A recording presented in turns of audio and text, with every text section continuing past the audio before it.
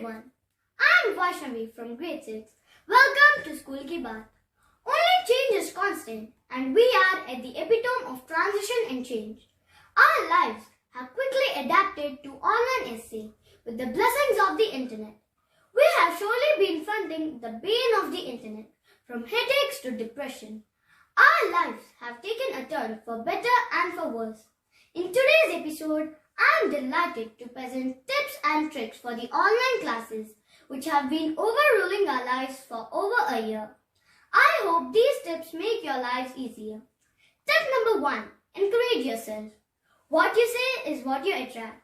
Tell yourself you are happy, you are amazing, and you love studying before joining your online classes. Tip number 2. Make your classroom beautiful. Create a clean environment specifically for studying. Do not eat, sleep in the space. Decorate the place with motivational quotes. Tip number 3. Correct your posture. Sit straight in a comfortable chair. Keep the gadget at your eye level to enhance your concentration. Tip number 4. Stay hydrated. Keep a glass of water around you and drink it in regular intervals. Staying hydrated is a key to good health. Tip number 5. Be interactive. To be more engaged in class, ask questions and doubts to the teacher. To ensure your presence in the class, both mentally and physically. Tip number 6. Do some basic breathing exercises and stretching workouts before class to help you relax. Tip number 7. Relax. Do not get agitated. Remind yourself to keep your mind and soul interested in studying. Tip number 8. When you feel bored or difficult to comprehend, chant in your mind, I learn easily, effortlessly and magically. Tip number 9. An empty stomach makes it hard to concentrate. Make sure you eat before the classes.